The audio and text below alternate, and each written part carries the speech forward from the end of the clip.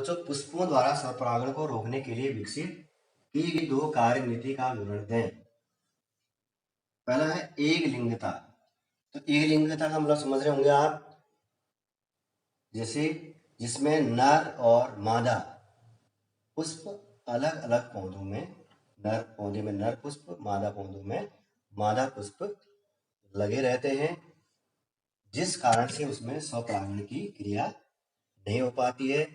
तो इस प्रकार के पुष्प क्या कहलाते हैं? एक लिंगी स्राई। एक लिंगी स्राई, ये ऐसे पुष्प एक लिंगी स्राई पुष्प कहलाते हैं जिनमें परस्पर स्वपरागण क्रिया नहीं हो पाती है। तो ये है बच्चों पपीता और शहतूत। और दूसरा है स्वबंधता। इसी का प्रकार है स्वपरागण रोकने की विधि में दूसरा है स्वबंधता। तो बच्चों स्वबंधता क्या है? इसमें एक पुष्प के परागकण जब उसी पुष्प के अन्य पुष्प पर पहुंचते हैं तो परागकणों का अंकुरण नहीं होता।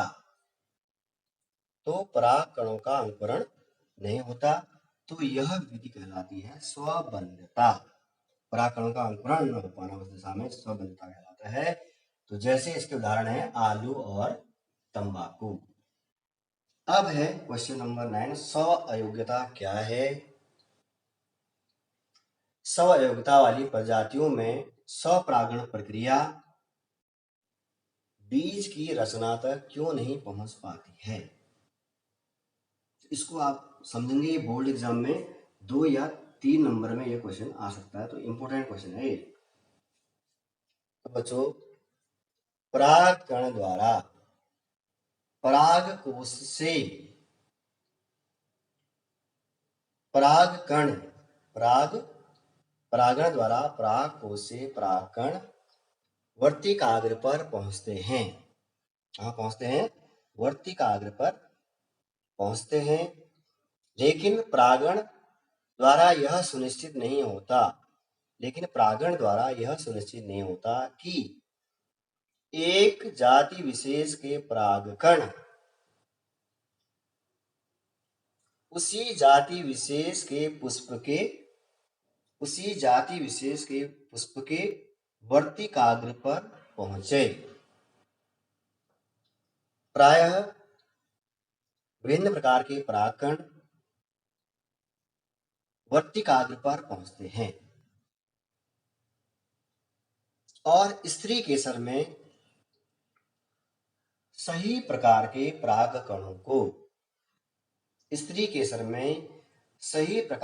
परागकणों के पहचानने की क्षमता होती है। तो उसी प्रकार के परागकणों को वह स्वीकार कर लेता है। कौन? स्त्री केसर। स्त्री केसर क्या है? पुष्प का मादा जनन भाग। तो परागकणों को स्वीकार करने के पश्चात जिसमें निषेचन होता है और भिन्न प्रकार के परागकणों का अंकुरण नहीं होता। यदि परागकणों में भिन्नता होती है तो फिर उसमें निषेचन नहीं होता, क्योंकि बच्चों उस वर्तिकाग्र में या स्त्री केसर में एक विशेष प्रकार का रसायन होता है जो उसी प्रकार के परागकणों को स्वीकार करता है। यदि किसी कारणवश उसका अंकुरण हो भी जाए,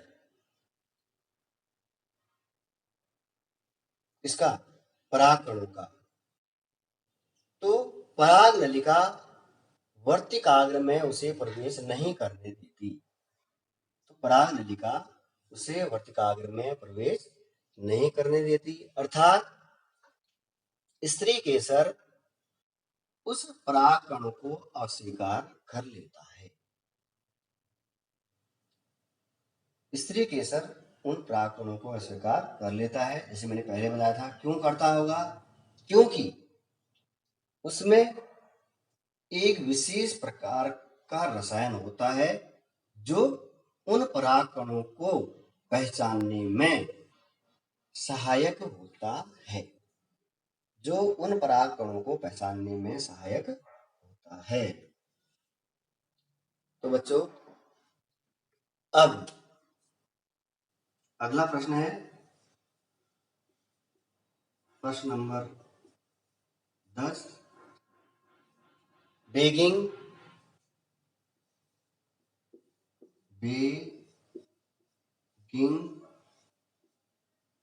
जैसे कहते हैं बोरा वस्त्रावरण, बोरा वस्त्रावरण।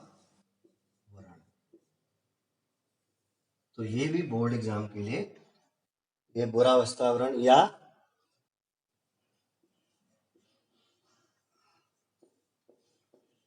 थैली लगाना, थैली लगाना तकनीक क्या है? तकनीक क्या है? थैली लगाना तकनीक क्या है? पादप जनन कार्यक्रम में यह कैसे उपयोगी है? पादप जनन कार्यक्रम में यह कैसे उपयोगी है?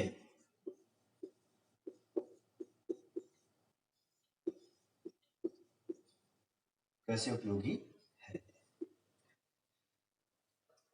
तो बच्चों, इस ये बोर्ड एग्जाम के लिए इम्पोर्टेंट है, इम्पोर्टेंट क्वेश्चन है ये। आप बोर्ड पेपर में देखेंगे तो ये आपको मिल जाएगा। तो बच्चों, इस तकनीक का उपयोग कृत्रिम संकरीकरण,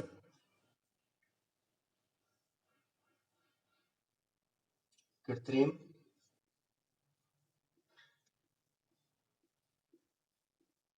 संकरीकरण के लिए इस तकनीक का उपयोग किया जाता है और ये द्विलिंगी पुष्पों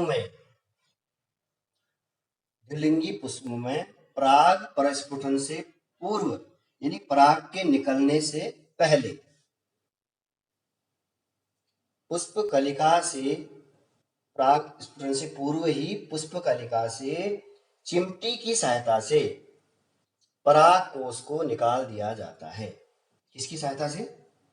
चिमटी की सहायता से। जैसे ये पराग कोष है, इसको चिमटी की सहायता से निकाल दिया जाता है और उस पराग, तो यह चिमटी की सहायता से पराग कोष को निकालना विपुंसन, पराग कोष, चिमटी की सहायता से पराग कोष को निकाल देना ही कहलाता है विपुंसन। क्या कहलाता है? विपुंसन। और इस पुष्प को उपयुक्त आकार की बनी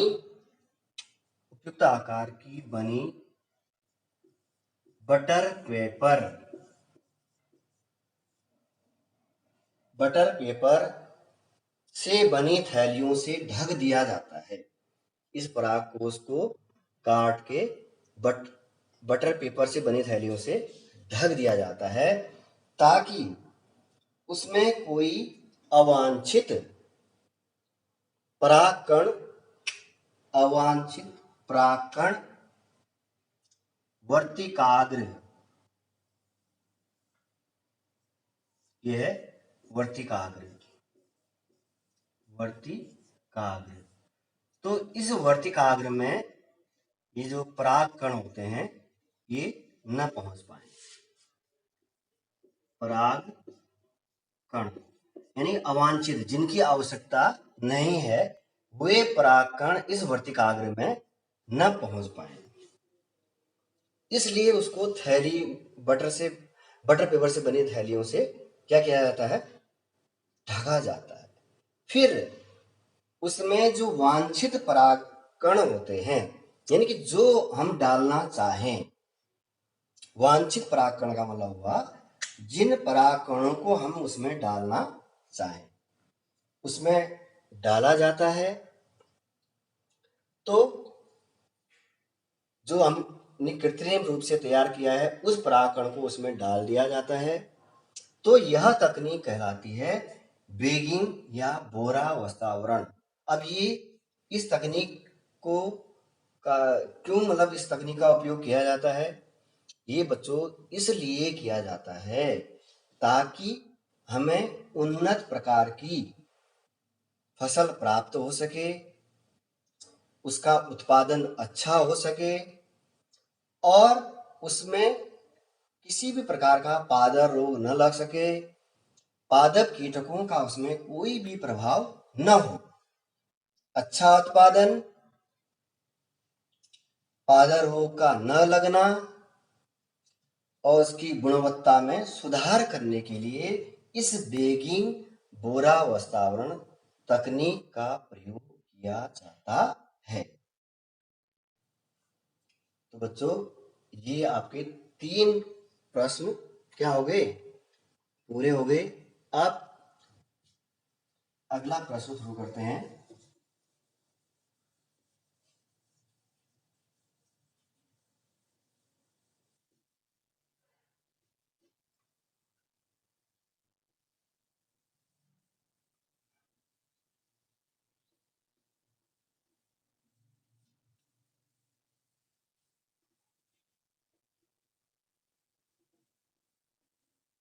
तो क्वेश्चन नंबर 11,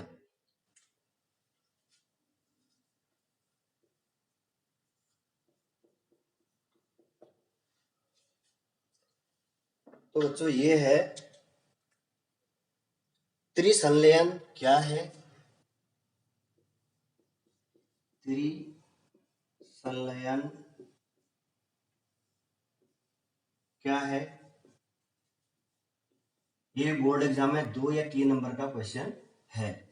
त्रिसंलयन क्या है और कैसे संपन्न होता है, और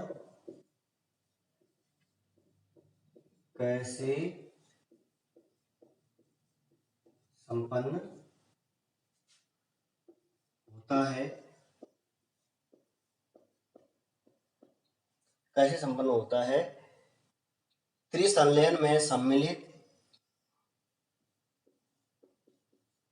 त्रिसंलयन में सम्मिलित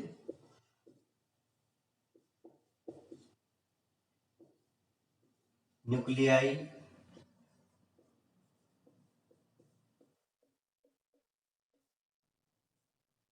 का नाम बताइए।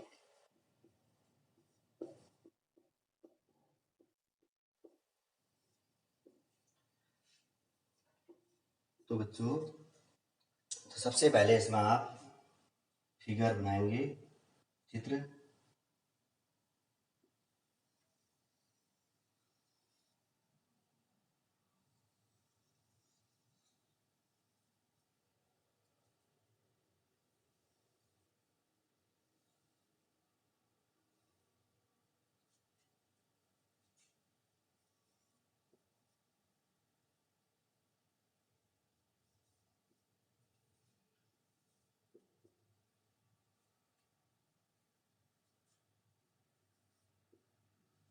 अब इसमें तो ये दिख रही है आप लोगों को, ये तो ये है आपका भ्रष्टीय सहायक कोशिका। अब भ्रष्टीय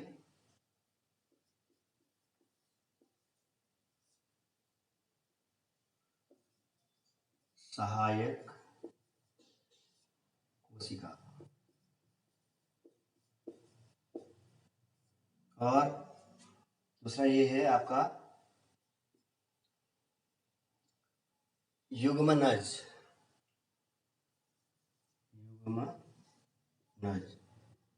तो आपको पता है युग्मनज कैसा होता है, द्विगुणित होता है, 2n इसको लिख देंगे आप। और प्राथमिक भ्रूणपोष कोशिका, ये क्या है पूरी, ये प्राथमिक भ्रूण पोष, ध्यान देंगे, पोष कोशिका। और ये है प्राथमिक भ्रूण पोष केंद्रक, प्राथमिक भ्रूण पोष केंद्रक। और ये हैं प्रतिव्यासांत अपभ्रष्टी प्रतिव्यासांत कोशिका, अपभ्रष्टीय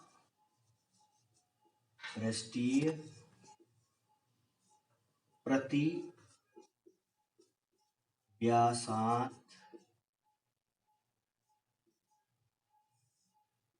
कोशिका। तो ये है, तो इसको आप, ये भी बोर्ड एग्जाम के लिए 2 या 3 नंबर का ये क्वेश्चन है। तो ये बहुत बार ये पूछा गया बच्चों, तो इसको मैं पीडीएफ में भेजूंगा, तो थोड़ा सा इसमें समझेंगे आप। पहले से बता रखा मैंने आप लोगों को ये। तो त्रिसंलयन में परागण के फलस्वरूप परागकण से वर्तिकाग्र पर पहुंचते हैं और परागकण अंकुरित होकर पराग नलिका बनाती है और पराग नलिका में जनन कोशिका विभाजित होकर 2 नर केंद्रक बनाती है। पराग नलिका विभाजित होकर 2 नर जनन केंद्रक बनाती है। तो बच्चों, इनमें से एक नर जनन केंद्रक जब मादा युग्मक से मिलता है, एक नर जनन केंद्रक जब मादा युग्मक से मिलता है तो युग्मनज का निर्माण होता है। जैसे यहां पर लिखा है, देख रहे हैं आप, ये युग्मनज का निर्माण,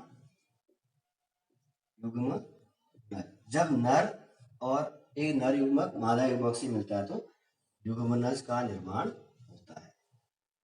और फिर उसके बाद दूसरा नर युग्मक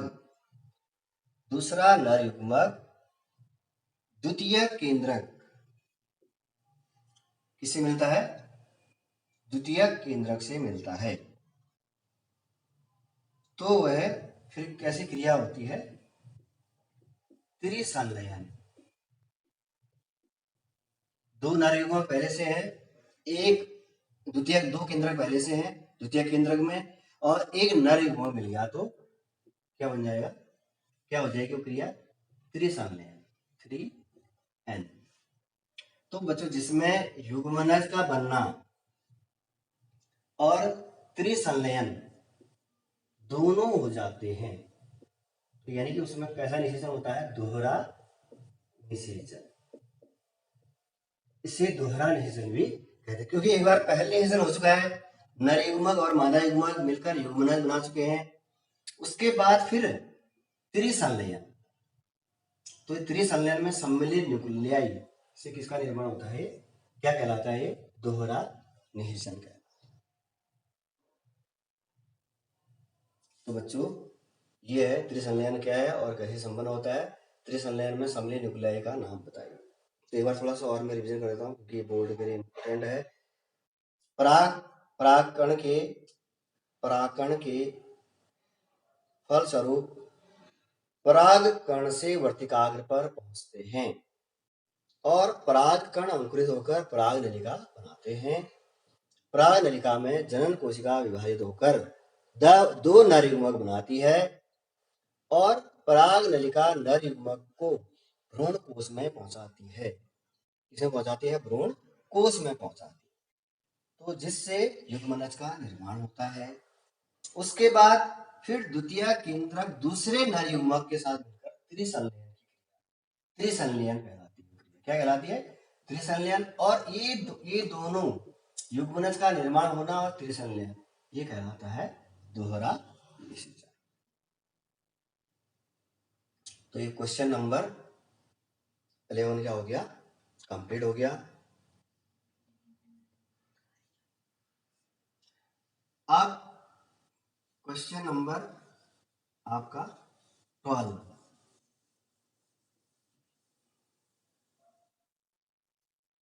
इसको मैं इसलिए नहीं मिटा रहा हूं क्योंकि उसमें ये थोड़ा ये चित्र है, इसलिए नहीं मिटा रहा हूं मैं। अब क्वेश्चन नंबर 12 है आपका बच्चों, एक निश्चित बीजांड में युग्मनज एक निषेचित बीजांड में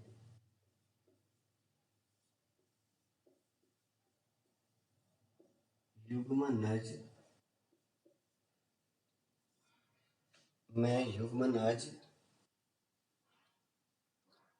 को भ्रूण कोश में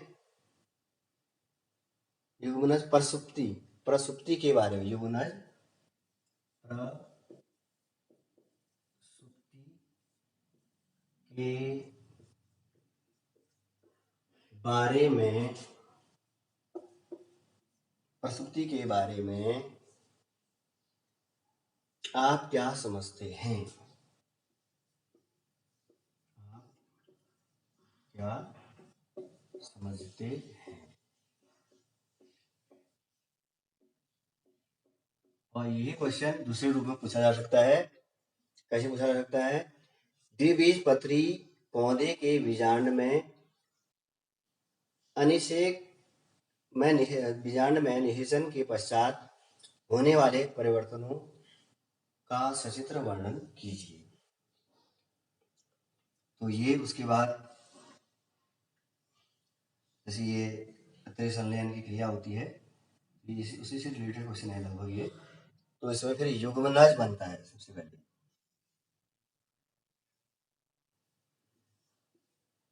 तो ये और परिवर्तित, इसका रूप और बड़ा हो जाएगा।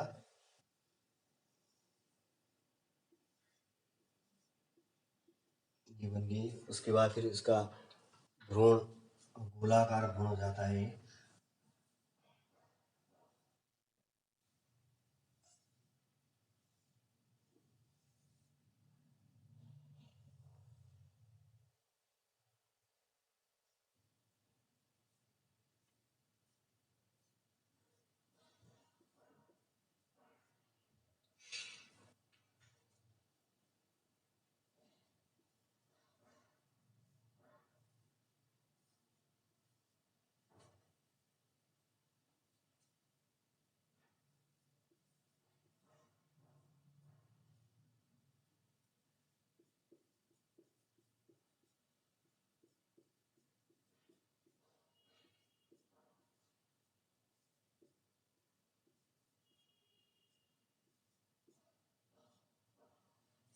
फिर गोलाकार फिर हृदयाकार भ्रूण हो जाता है।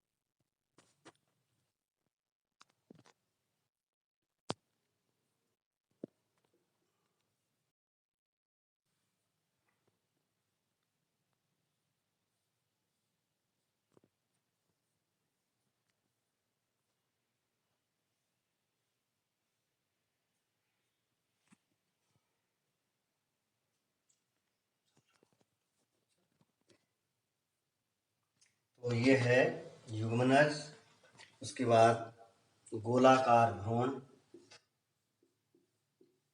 गोलाकार भ्रूण, उसके बाद है ये हृदयाकार भ्रूण,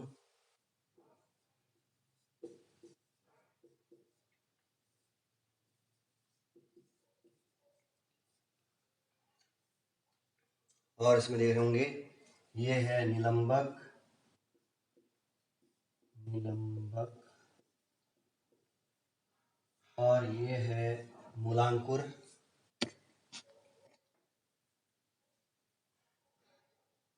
ये मूलांकुर।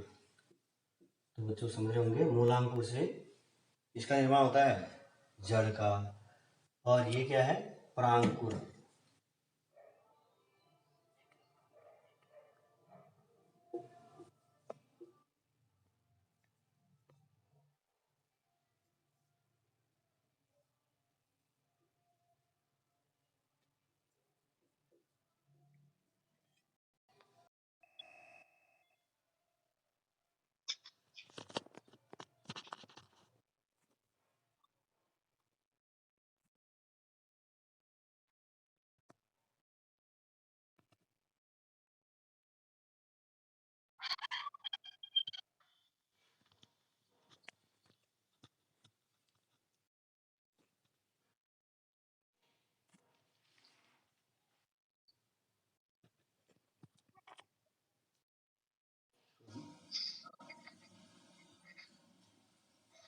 तो बच्चों ये मिश्रित बीजांड में ये इसका देखो ए भाग है, ये जो ये संरचना बनाई ये त्रिसंलयन वाली, और ये है इसका बी भाग, इसमें लिखे होंगे ह्यूमनज, फिर ये एक केंद्रक दो भाग।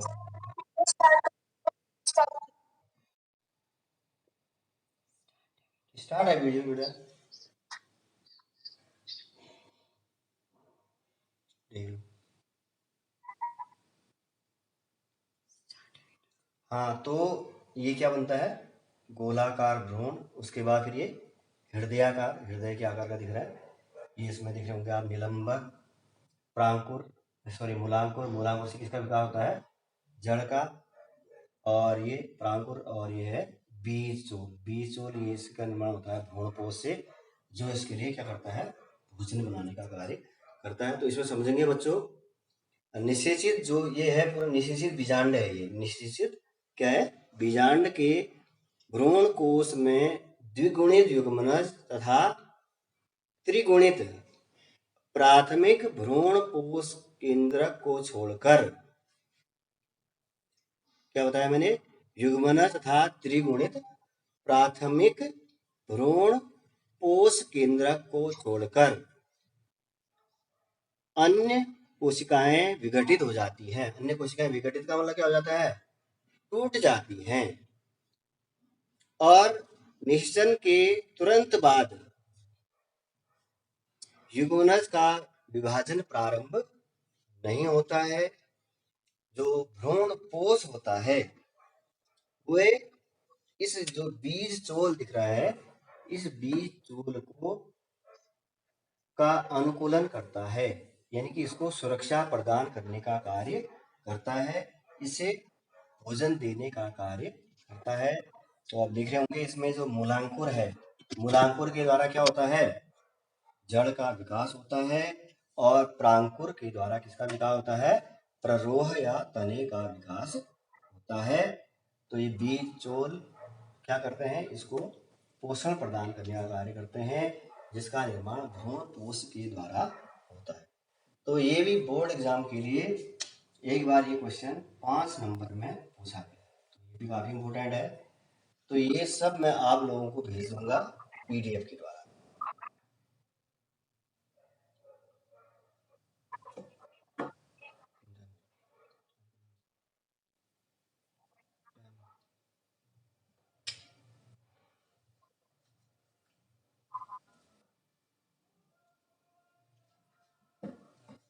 तो बच्चों इसको अगर रफ में आप बनाना चाहें तो रफ में बना लो,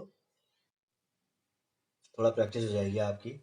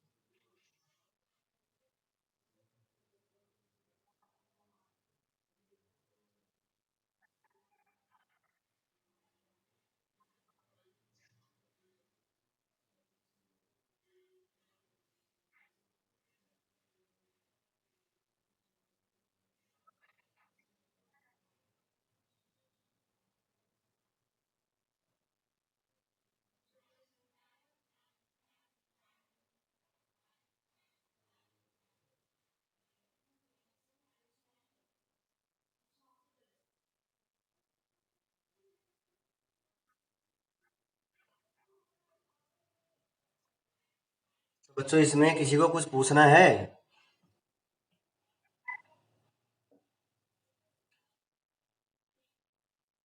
मेरी आवाज आ रही है? बच्चों आप लोगों को कुछ पूछना है? आप लोगों को जितना पढ़ाया इसमें समझ में आया?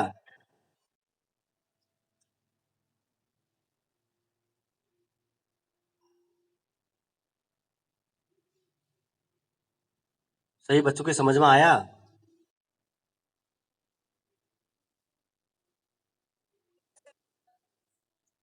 चित्र दिखाई दे रहा है आप लोगों को?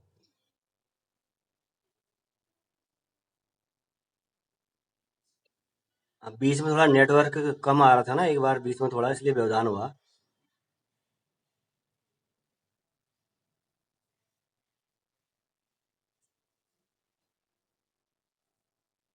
कोई क्वेश्चन पूछना है आप लोगों को?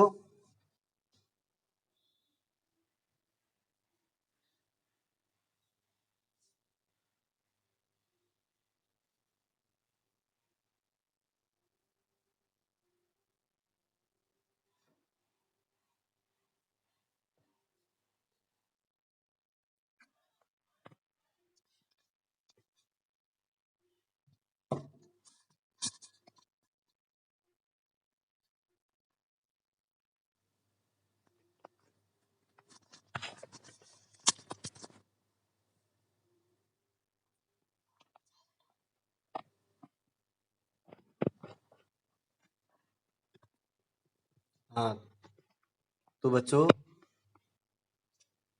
देखो आप लोग 24 थे पहले, उसमें से नितिन खड़ायत और शुभम भंडारी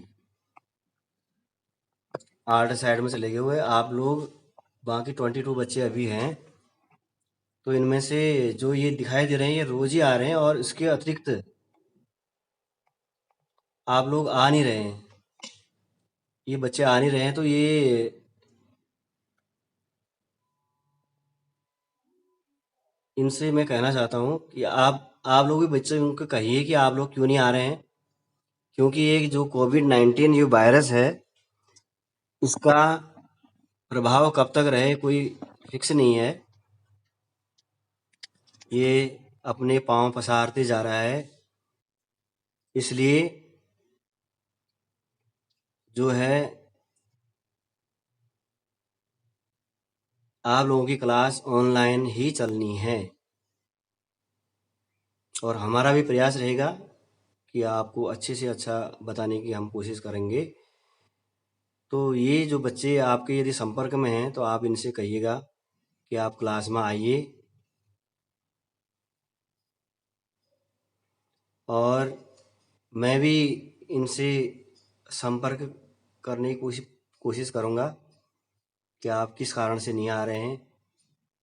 और ये आपका दूसरा चैप्टर भी देखो, ये 2-3 दिन में ये भी ख़त्म हो जाएगा आपका। इसमें ज़्यादा क्वेश्चन अब बचे नहीं हैं। तो ये बच्चे अभी भी लग रहा है नींद में ही सोए हैं,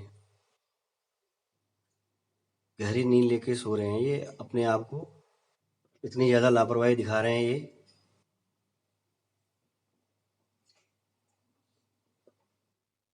तो इसमें मैं, और जो इसमें आ भी रहे हैं तो ये काफ़ी देर में आ रहे हैं। तो आप ऐसा मत करिए। मैं यहाँ पर 5 मिनट पहले ही आप लोग बैठ जाता हूँ यहाँ पर, और आप लोग बाद में 8-10 मिनट बाद आते जाते रहे हैं। गलत बात है ये। तो इसमें एक बार मैं अटेंडेंस लेता हूँ। अमन बोहरा, अमन बोहरा, बबीता रावत,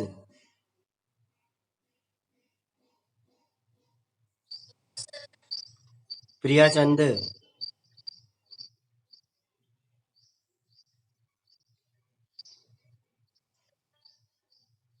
रोहित चंद,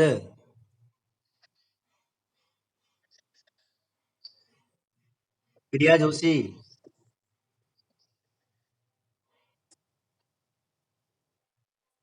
ये भगवान उपाध्याय होगा ना, सूरज उपाध्याय करके लिखा है।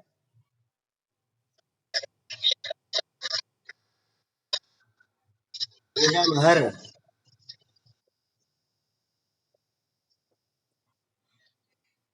तनुजा महर,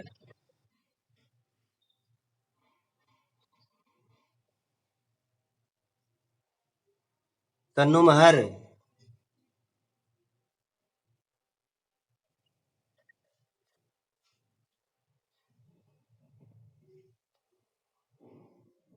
तो बच्चों आप लोगों को कोई क्वेश्चन पूछना है? जो आज मैंने 4-5 क्वेश्चन बताए, इसमें कोई क्वेश्चन पूछना है आप लोगों को?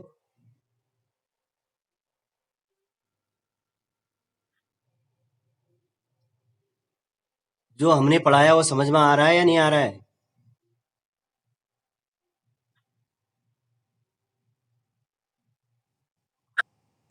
आ रहा है समझ में? तो ये मैं आप लोगों को पीडीएफ में भेज दूंगा, आप लोग उससे करिएगा, और जहां पर समझ में नहीं आए तो आप दूसरे दिन भी पूछ सकते हैं। ठीक है, आप दूसरे दिन भी पूछ सकते हैं। और कल कल भी आप लोगों की क्लास होगी।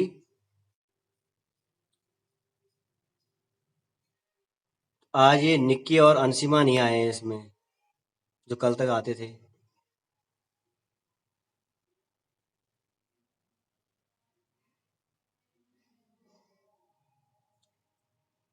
तो बच्चों आप काम बहुत अच्छा काम करके भेजेंगे। जब कॉपी चेक होगी ना आपकी, आप जब पेज चेक के लिए भेजेंगे तो काफ़ी अच्छा काम करके भेजेंगे। जैसे 10th बी वालों ने बहुत अच्छा काम कर रखा है। चलो बच्चों फिर ठीक है, फिर मीटिंग एंड करते हैं।